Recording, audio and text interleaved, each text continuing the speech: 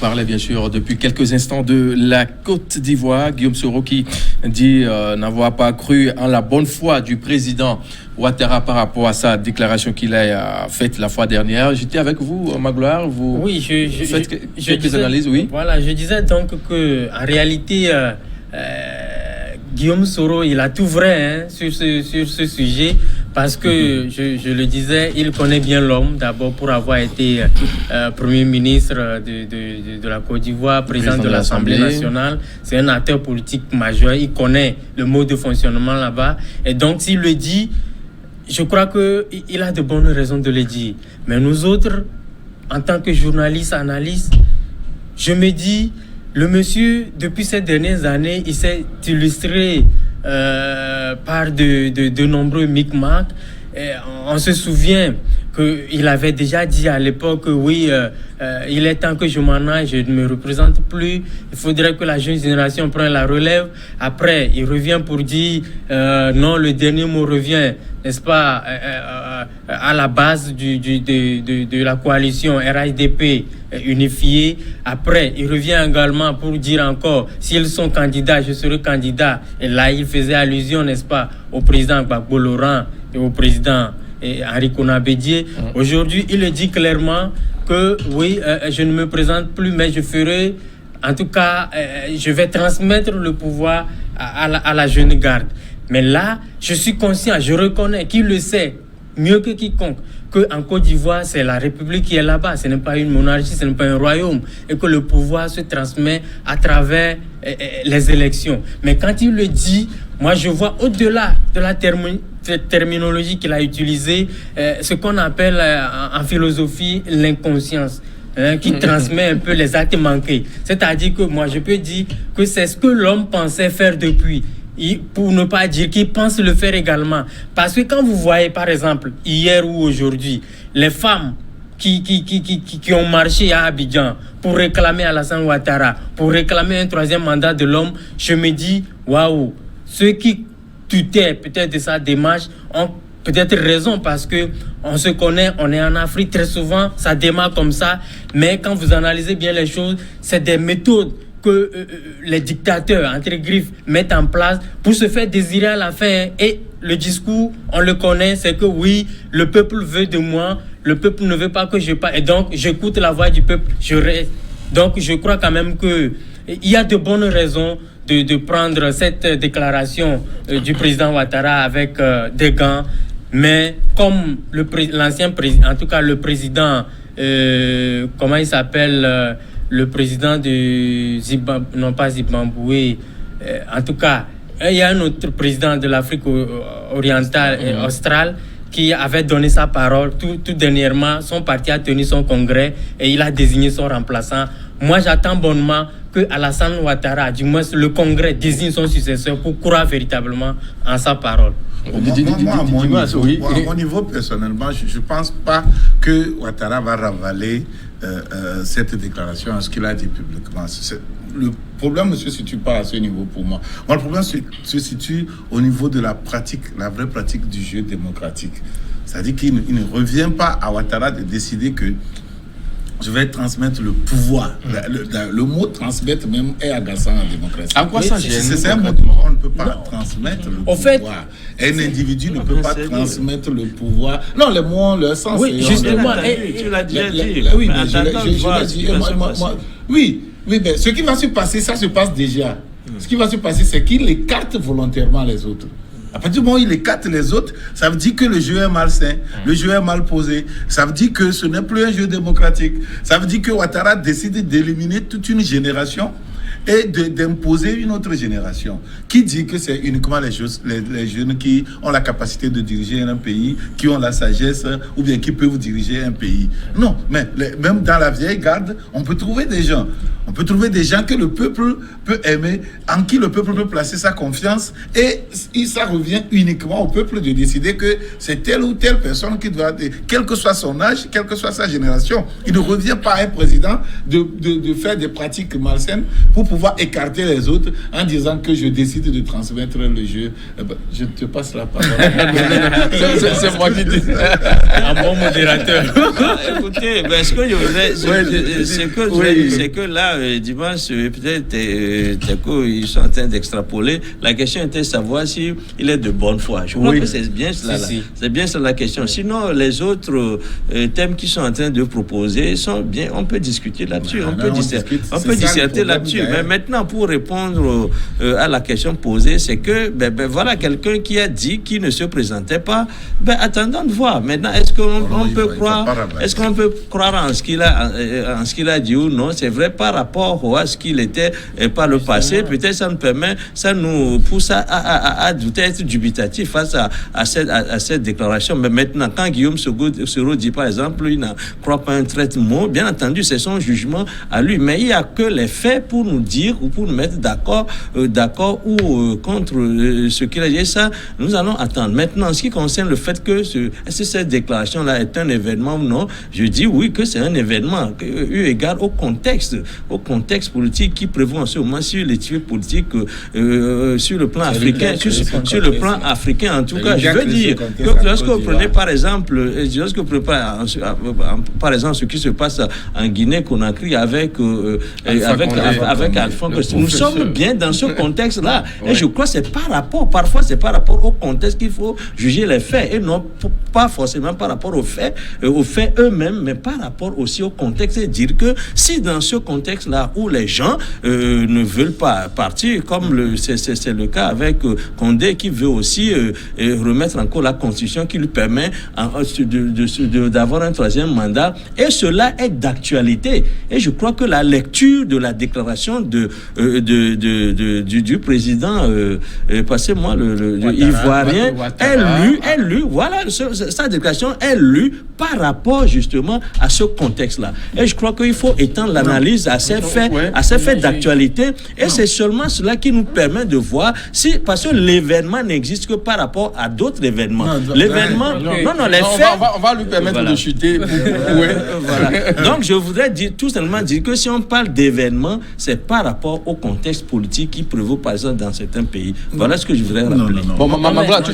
Oui, non, mais moi, je crois quand même qu'on ne va quand même pas imiter les mauvais exemples, parce que l'histoire du président Condé, tout ça, c'est de mauvais exemples. Le contexte. Le contexte, c'est ça qui a l'actualité en ce moment. Je ne refuse pas. Le contexte, il est là, mais c'est un mauvais exemple. La constitution ivoirienne a déjà dressé le canevas. Et donc, pour moi, le contexte, oui, d'accord, mais c'est un mauvais jeu que le président guinéen est en train de jouer, par exemple, parce que on peut pas être démocrate, parvenir au pouvoir par le canal ou du même par la bénédiction d'une constitution, et du jour au lendemain, lorsque vous tendez vers la fin de votre mandat, vous estimez que oui, le contexte ou tel raison me permet. On va s'intéresser à la Côte d'Ivoire. On va s'intéresser à la Côte d'Ivoire. Pour la Côte d'Ivoire, je le dis, la question que vous avez posée, c'est est-ce qu'on peut faire confiance à la déclaration du président Ouattara? Nous, on n'est pas à l'église ici pour croire à quelqu'un. Mais nous disons, nous analysons les faits par rapport. On peut juger Soro lui dit qu'il ne croit pas à la bonne foi du président Ouattara. Et c'est ce que je disais. Du climat moi je pense que on va lui permettre de chuter. C'est ce que j'essayais de dire, que oui, c'est Soro qui le dit. Et moi, analysant un peu les micmacs de l'homme ces dernières années et connaissant bien le rôle que Guillaume Soro a joué en Côte d'Ivoire, il n'est pas quand même un politicien de la dernière pluie. Il a été Premier ministre longtemps et son président de l'Assemblée nationale. Et vous voyez un peu les conditions dans lesquelles le Premier ministre ou le président de l'Assemblée nationale, Guillaume Soro, a été déchu de son pouvoir et poussé à l'exil. Tout ça, ça rentre en jeu. Et donc, il parle en homme convaincu. Et donc, quand il le dit comme ça, je crois qu'il a de bonnes raisons de le dire. Mais pour moi, fondamentalement, au-delà de tout, quand il commet l'abus de langage en disant que je veux transmettre le pouvoir à la jeune garde, je dis, au-delà de tout, il visait des gens. Moi, il visait déjà... Non, ce n'est plus un abus, hein. Il le dit sciemment. Il le dit sciemment.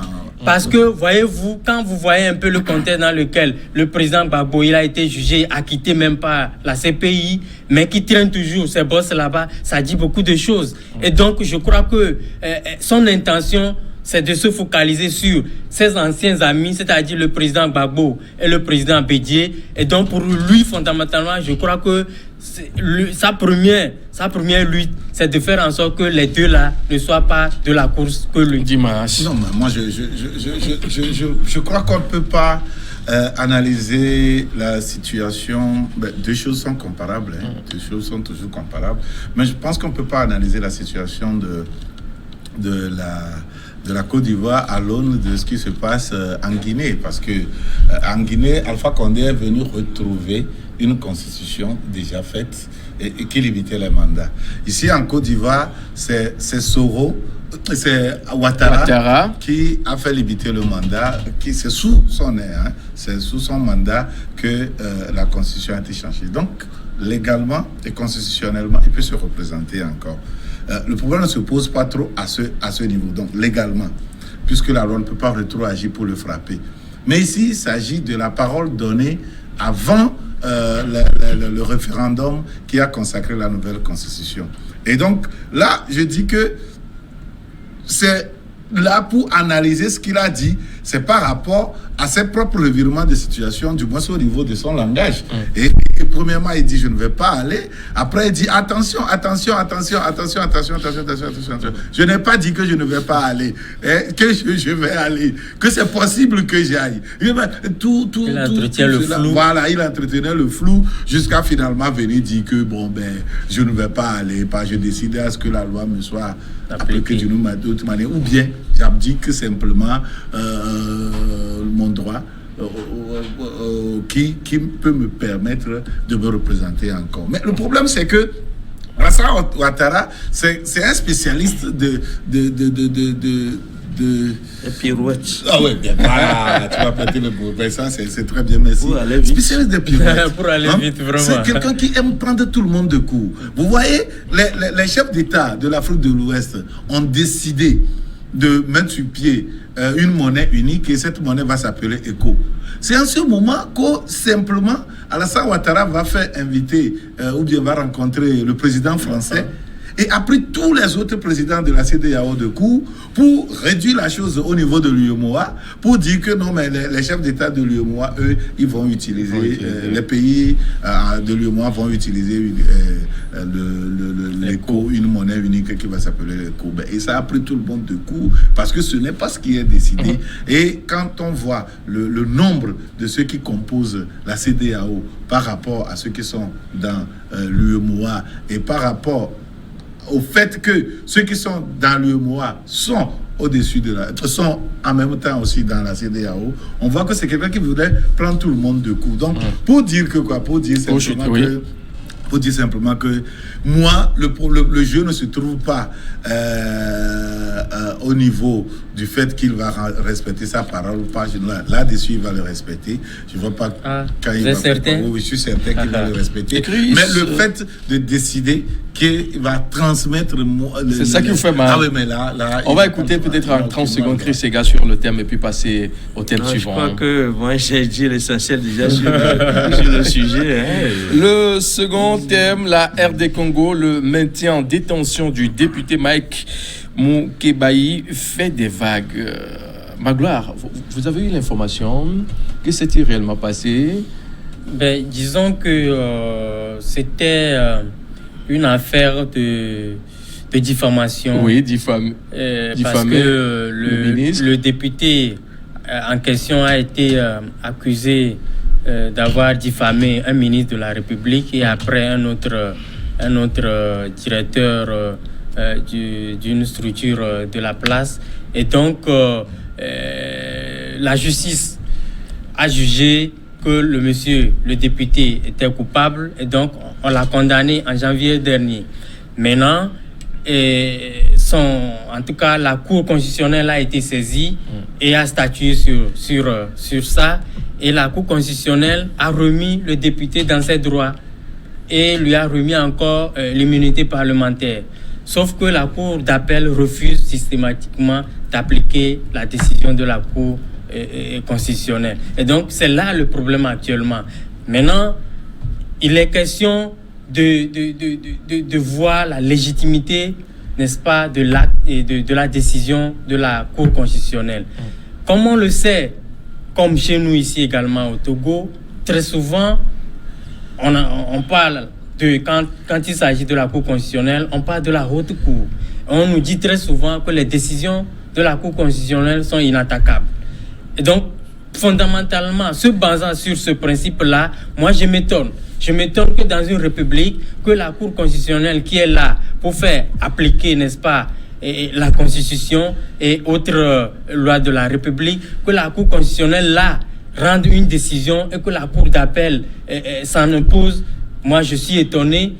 Mais au-delà de tout, ça ne m'étonne pas parce que, comme je l'ai dit, nous sommes en Afrique et on se connaît un peu en Afrique. On n'aime pas trop respecter la loi en Afrique. Ça me fait rappeler une histoire un peu triste au Togo, chez nous ici, où un cadre, c'est-à-dire un Togolais, cadre de Ethiopian Airlines, a eu des problèmes avec l'entreprise et on l'a limogé de façon abusive. Le monsieur s'est plaint auprès de la justice togolaise et la justice a rendu justice, si je peux me permettre cette terminologie.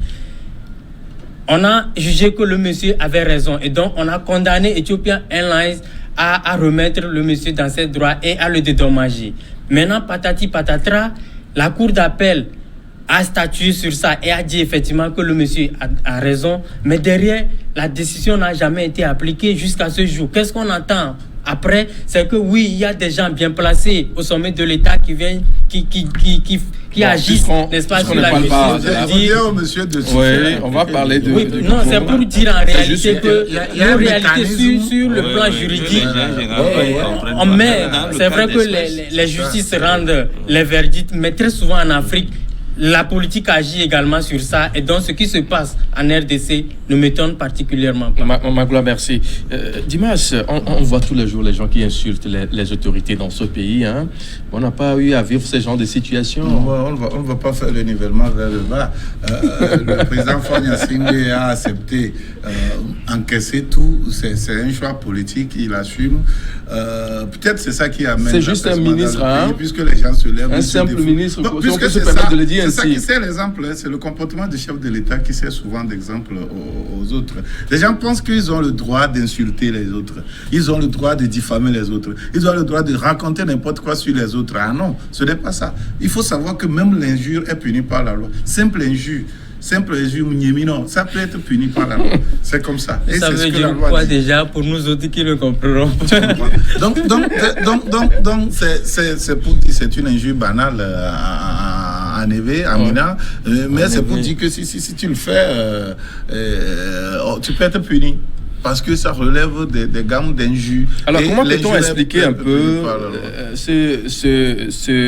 cet état de choses entre la Cour constitutionnelle et la Cour? Non, c'est les arsenaux juridiques de nos pays, même jusqu'en France, hein, puisque nous héritons du droit français, les arsenaux juridiques sont un tout petit peu compliqués c'est un système compliqué en ce qui concerne les applications des décisions, du moins c'est l'application des décisions de la Cour constitutionnelle.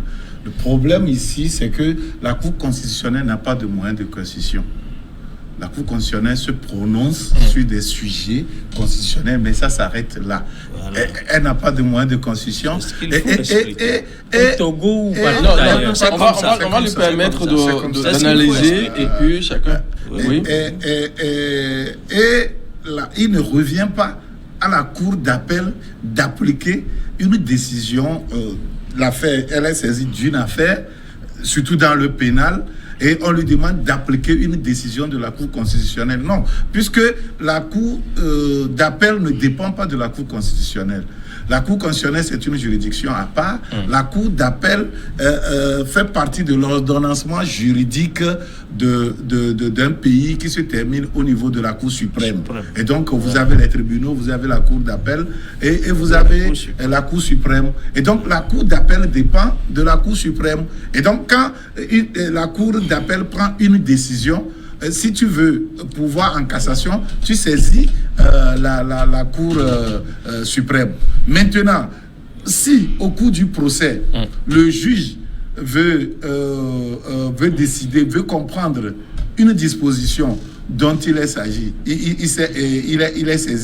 ou un avocat a demandé une limine litis, c'est-à-dire avant dit droit de se prononcer sur un aspect constitutionnel, alors on suspend le procès et le juge saisit la Cour constitutionnelle pour voir clair dedans, puisqu'il ne revient pas à nos tribunaux de se prononcer sur des dispositions constitutionnelles. Alors là, c'est le juge qui demande cela à la Cour constitutionnelle et la réponse ou l'avis de la Cour constitutionnelle est prise en compte par le juge dans le verdict qu'il va prononcer. Et donc, quand tu quittes les tribunaux ordinaires, les cours et les tribunaux ordinaires pour saisir la Cour constitutionnelle, oui, elle peut te donner droit. Mais cette décision de la Cour constitutionnelle ne lie pas la Cour suprême, ne lit pas la Cour d'appel, ne lit pas la Cour suprême, ni les tribunaux. C'est malheureusement ça. Et on en a vu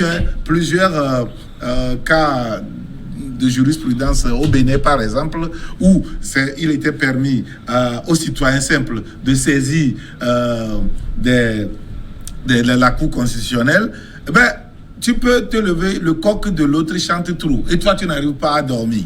Alors ça perturbe ta liberté. Voilà, tu saisis la Cour constitutionnelle, la Cour constitutionnelle va te dire, oui, tu as le droit, puisque tu as le droit de te reposer. Et le coq de l'autre n'a pas le droit de te déranger dans ton sommeil. On dit, mais c'est ton droit constitutionnel, c'est garanti pour toi. Mais qui va te l'appliquer? Voilà. Mais c'est ça. Donc il y a Chris Sega, pour un profane qui nous suit actuellement, comment il peut comprendre ces deux positions-là actuellement face à cette situation-là, d'une façon terre à terre pour celui qui nous suit. C'est que c'est clair. Il faut le dire clairement. Non, pour nous, si peut-être que c'est clair. Je vais essayer, je vais faire un effort. Vous allez essayer de faire cet exercice-là. Dans ce sens, c'est que la Cour constitutionnelle s'occupe de la constitutionnalité d'une loi. Vous voyez, l'aspect constitutionnel d'une loi, voir si la loi est constitutionnelle, c'est-à-dire répond aux constitutions que la République s'est donnée. Maintenant, lorsque la Cour d'appel juge, peut-être sur le fond, il y a l'aspect pénal qui l'engage. Maintenant, est-ce que, par exemple, l'immunité qui est levée de la bonne manière, ou bien il y a un abus en ce qui concerne le lever de l'immunité parlementaire du député en question? S'il y a une faute à ce niveau, la Cour constitutionnelle peut intervenir pour voir si la loi qui est appliquée par la Cour d'appel est conforme, respecte les exigences constitutionnelles. Ça, c'est sur le plan de la forme, mais l'aspect sur le pénal, l'affaire peut se poursuivre. Et je crois que ici, si la Cour d'appel n'en démontre pas, trouve que le processus de juridique doit se poursuivre, il a absolument raison. C'est-à-dire, il ne faut pas que les gens confondent deux situations qui ne sont pas comparables. La Cour constitutionnelle n'intervient pas sur le fond des affaires, n'intervient pas sur l'aspect pénal, mais lit la procédure juridique par rapport à la constitutionnalité des lois qui sont établies. Et je crois que nous sommes ici dans cette matière-là. Si les gens décident par exemple de dire que malgré si la Cour constitutionnelle s'est prononcée et rétablit le député dans ses droits, mais la Cour d'appel refuse et voudrait poursuivre cette affaire-là, la Cour d'appel peut continuer la procédure procédure sur le plan pénal. Cela n'a rien à voir avec la procédure constitutionnelle face à laquelle la Cour constitutionnelle peut se prononcer. Et je crois que ici, les gens font de l'amalgame, surtout que nous sommes sur les réseaux sociaux. Non, mais face à un ministre, un député a quand même plus de pouvoir, non? Le député est élu. C'est une question de pouvoir. Mais quand l'immunité le protège, tout ça là. Là où la décision de la Cour constitutionnelle peut lier les mains du juge judiciaire, c'est quand lui-même il demande, il saisit, comme je l'ai dit, in limine litis, il saisit la Cour constitutionnelle de lui donner la position là. Mais ici d'ailleurs, dans le cas congolais, la Cour d'appel n'a pas remis en cause la décision de la Cour constitutionnelle. Non. La Cour d'appel s'est prononcée sur le fond. Non, c'est deux accusations. Il s'est prononcé sur une seule accusation, et a mis l'autre sur le 20 mars. Et donc, c'est pour ça que le monsieur est toujours en prison. C'est des entourloupettes juridiques, voilà. pour pouvoir faire. Mais à partir du moment où le juge est libre de juger en son âme et conscience, de juger face aux lois qui est devant lui, c'est pas lui qui a fait le loi. Alors, s'il y a ces vides juridiques, lui, il peut nager dedans. Et bien, il a décidé de se prononcer sur une accusation et renvoyer l'autre sur le 20 mars. La loi lui permet ça. Magloire, mais on assiste à certains faits dans nos pays très souvent, des gens qui racontent un peu de tout sur les gens. Et pour un député, c'est pas quand même un peu trop de l'embastiller comme ça par un autre du pouvoir C'est ce que je dis. Nous, on n'a pas les éléments nécessaires pour se prononcer clairement par rapport aux instruments juridiques congolais. Mais moi, je l'ai dit, je ne suis pas juriste. Donc je ne peux pas, vous comprenez que je ne peux pas me prononcer vraiment sur le fond, comme le doyen le dit, les pouvoirs qui sont dévolus, n'est-ce pas, à la Cour constitutionnelle et tout, en profondeur. Mais je parle de façon, enfin, pas principe. C'est-à-dire que oui, pour moi, quand la Cour constitutionnelle a été saisie et juge, et en tout cas, cette saisine-là recevable, pour moi, ça dit déjà beaucoup de choses. Non. Ah mais oui, c'est ce que je conçois. Quand on est dans un domaine judiciaire, les principes que tu devais évoquer doivent être des principes juridiques. Et donc, si tu dis par principe, ça doit être des principes juridiques, puisque nous sommes purement dans un domaine c'est judiciaire. C'est sur des éléments de preuve que la Cour constitutionnelle s'est statuée, a statué et a donné raison, n'est-ce pas? Le problème, c'est que la Cour d'appel ne dépend pas de la Cour constitutionnelle. Je ne refuse pas. Non, mais comme vous le dites, chacun joue son rôle. Mais pour moi, fondamentalement, la question elle concerne beaucoup plus l'image, n'est-ce pas, de la justice congolaise. Parce que c'est vrai, on nous parle de la séparation de pouvoir entre la Cour constitutionnelle et les autres cours, mais quand la Cour constitutionnelle rend sa décision et que la Cour d'appel refuse, on peut le dire comme cela, de l'appliquer, quelle image on renvoie, n'est-ce pas, à l'international? C'est beaucoup plus un débat juridique où très souvent aussi nos amis juridiques nous plongent dans des débats un peu bizarres et puis bon, on est dedans.